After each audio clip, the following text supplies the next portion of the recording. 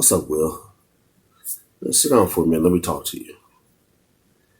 Now, my wife urged me to do this video because she said it was important that, we kind of talk. I apologize. Let's start off by saying I apologize if I offended you by doing the whole Jada Smith video about your son wanting to cut his penis off. We do comedy, and some of the stuff you guys do as a family kind of sickens me a little bit. But there's sickness in everybody's family. So with that going unsaid, let's just jump into it. You know what I'm saying? Now,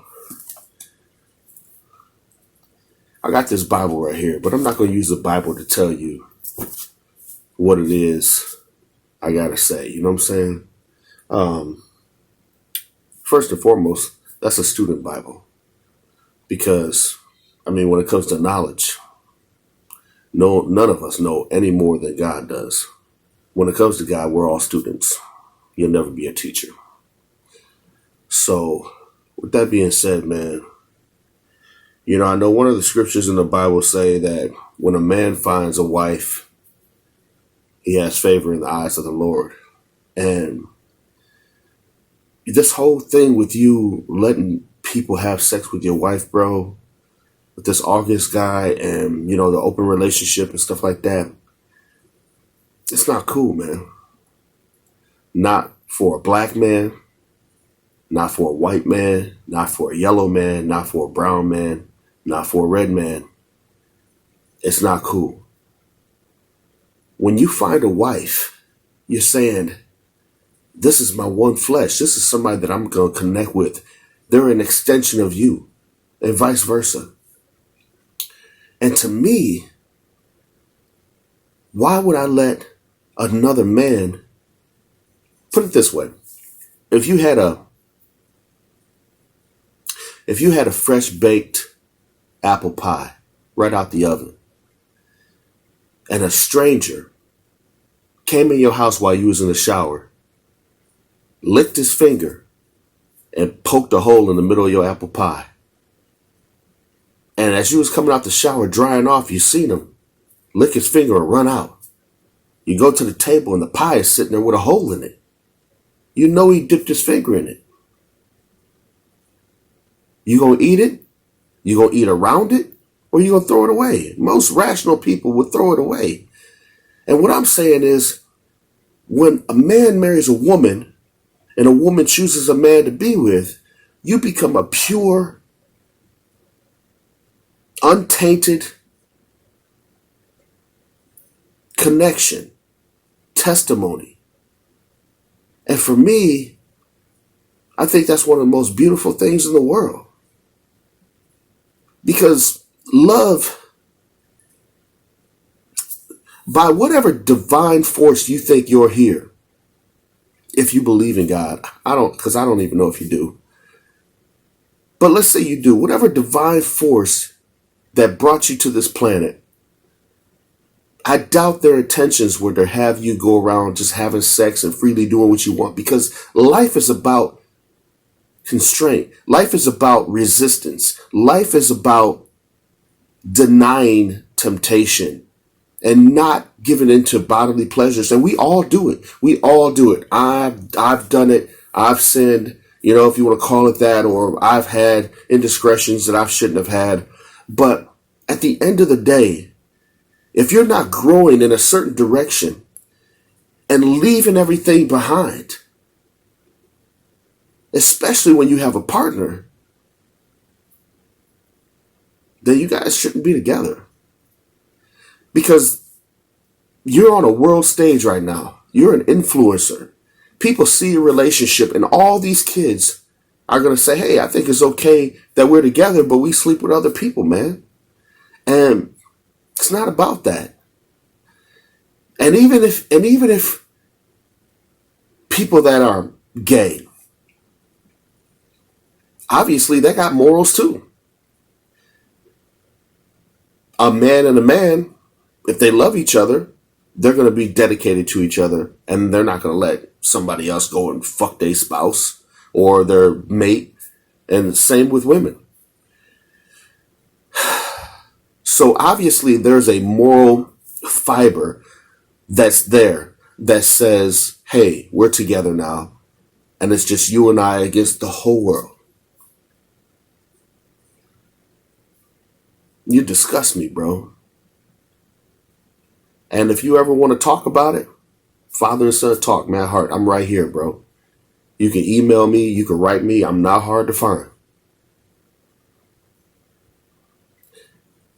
I think at this point, wherever America is going with the whole COVID-19, the whole stay-at-home, the pedophilia, it's been around for years. I mean, you guys see me talk about it in one of my other previous videos. And it's not just America, it's the world. What's really going on? What is in someone's mind that they would think, hey, man, this woman is so special. I love her with all my whole being. But I'm going to let her lay down with another man. I wouldn't share my wife's smile. I wouldn't share her smell.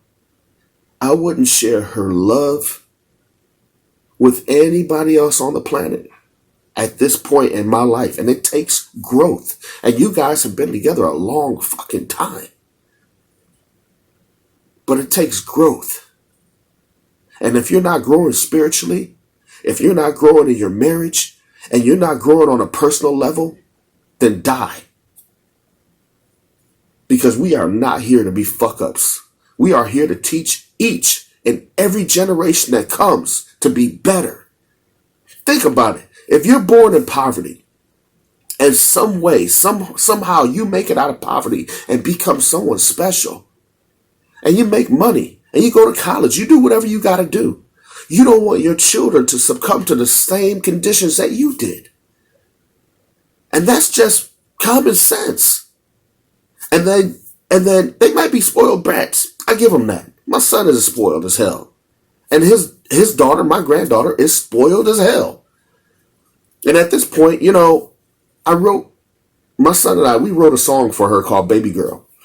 And it's her own song, Baby Girl Nevaeh.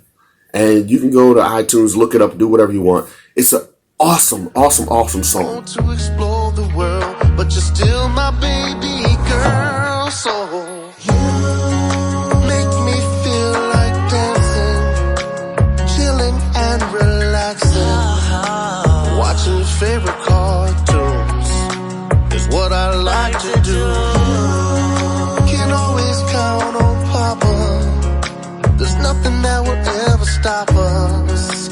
I'll give you the whole damn world, 'cause you're my baby girl. Na, na, na, na, veya, na, na, na, na, veya.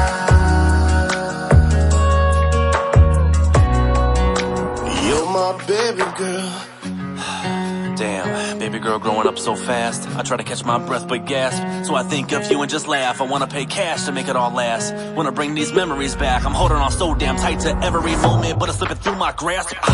Damn, but it's okay. Still here by your side on a rain day. It's hard being a father, raising a daughter to be a flower bouquet. And that's my testimony to say, I love you that much that I'm willing to write a song for you and put it out in the world for the whole world to hear it. This is your special song. No one else has one like this but you. This is you. That's what love is, man. And I don't want to put it down into like music theory, but for me, when you love something so much, like I love music to death. I mean, I've been doing it since I was a kid. I will never stop. Never. I don't care if I'm 70, 80 years old. I'm always going to be singing. So when I take my passion and I formulate it around someone that I love and hold dear to my heart, that's what love is to me. It's constraint. It's like conviction. It's dedication.